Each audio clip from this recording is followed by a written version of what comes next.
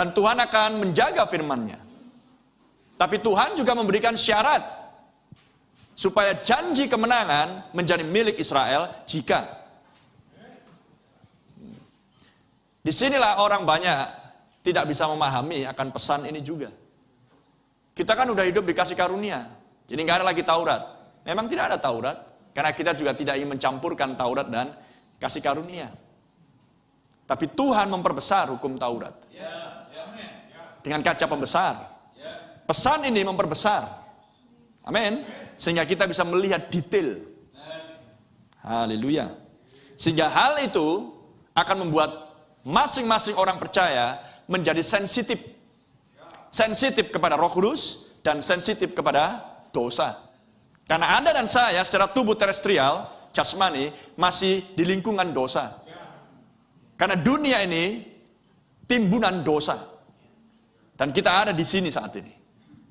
Kita di tengah-tengah dunia yang berdosa. Maka seseorang dibutuhkan kepekaan akan Roh Kudus dan dosa.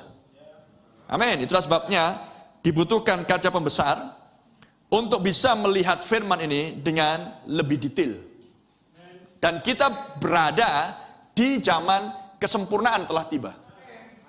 Dan Ibrani 11 katakan, tanpa kita mereka semua tidak sempurna. Haleluya. Jadi apa yang tidak bisa dilihat oleh para pendahulu kita, harus bisa dilihat oleh kita yang di sini. Amin. Kita harus melihatnya. Dan itulah porsi kita. Itulah porsi firman bagi kita yang masih hidup. Mempelai wanita yang masih hidup di abad 21. Jangan Anda bandingkan dengan mempelai wanita abad 20. Amin. Bahkan untuk melihat misteri tentang anak manusia, meterai ketujuh, dulu mereka masih belepotan. Sepeninggal Nabi. Tapi step by step. Amin. Tahun demi tahun. Apa yang sudah dibukakan itu menjadi semakin clear dan semakin jelas. Haleluya. Dan kemudian mempelai wanita memasuki suatu langkah yang penting, yaitu adalah melihat dirinya di dalam nubuatan-nubuatan Branham. Dan melihat dirinya di dalam kitab suci. Sehingga ketika peristiwa-peristiwa modern sedang berlangsung, maka mempelai wanita, orang pilihan, tahu bersikap. Jaga dirimu terhadap segala hal yang jahat. Haleluya. Jadi jangan bertingkah laku seperti orang dunia. Jangan bertingkah laku seperti seorang yang intelektual. Atau gerejawi. Atau agamawi. Atau yang religius. Tapi bertingkah lakulah sebagai seorang calon menuju ke sorga. Saya bacakan nas lain di Yosua 10. Kita melihat realitanya. Apa yang diucapkan di kitab Ulangan. Dan kita masuk ke kitab Negeri Perjanjian, kitab Yosua. Yosua 10 ayat 7. Lalu Yosua bergerak maju dari Gilgal. Dia dan seluruh tentara yang bersama-sama dengan dia. Semuanya pahlawan yang gagah perkasa. Berfirmanlah Tuhan kepada Yosua, janganlah takut kepada mereka, sebab aku menyerahkan mereka kepadamu. Haleluya. Sekalipun janji sudah diberikan, Yosua harus tetap mendengarkan firman Tuhan. Jadi tidak boleh mendahului Tuhan. Tetap harus firman terlebih dahulu, baru Yosua bergerak. Sekalipun tentara Yosua gagah perkasa. Dan ingat, seperti yang dikatakan di kitab Efesus pasal 6. Efesus paralel dengan Yosua. Peperangan kita bukan melawan darah dan daging, tapi adalah penguasa-penguasa, roh-roh jahat dan lain sebagainya. Maka hal yang sama Anda melihat di kitab Yosua. Sekalipun Yosua punya tentara yang gagah perkasa dan punya keyakinan bisa mengalahkan, tetap harus menunggu Tuhan. Karena ini bukan sekedar peperangan fisik, tapi adalah peperangan spiritual. Tidak seorang pun dari mereka yang akan dapat bertahan menghadapi engkau. Haleluya.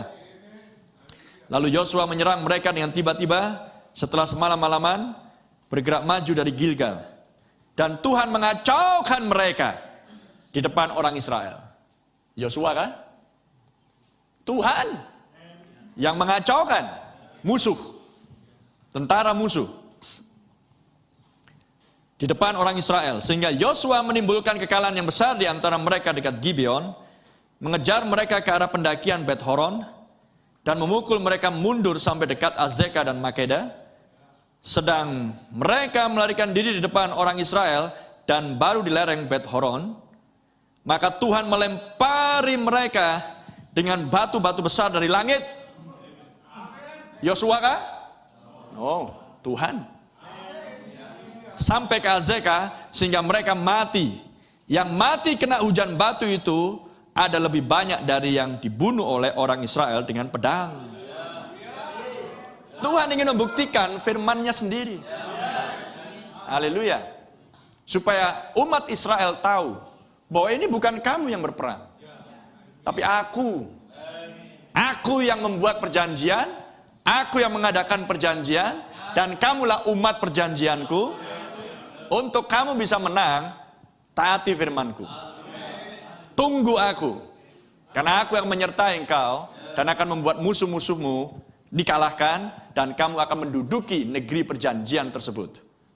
Haleluya. Saya bacakan nas-nas ini untuk kita bisa melihat bagaimana Tuhan sudah mengerjakan semuanya ini di sepanjang zaman-zaman gereja, melalui utusan-utusannya, kemenangan demi kemenangan diraih. Amin. Dan terlebih kepada kita yang di akhir zaman, ketika Sang Panglima Bala Tentara Allah itu ada di sini sekarang. Haleluya. Dengan tersingkapnya meterai-meterai dan berkumandangnya ketujuh guru itu. Terpujilah nama Tuhan.